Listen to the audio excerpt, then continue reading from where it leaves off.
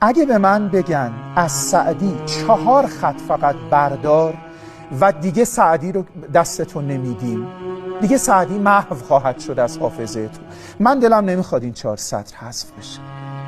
ناخوش آوازی به بانگ بلند قرآن همی خواند. صاحب دلی بر او بگذشت، گفت تو را مشاهره چند است؟ چند بیت میدن که داری قرآن میخونی؟ گفت هیچ. گفت پس چرا زحمت خود همی دهی؟ گفت از بهر خدا میخوانم. گفت از بهر خدا مخوان، گر تو قرآن بدین نمط خوانی، ببری رونق مسلمانی.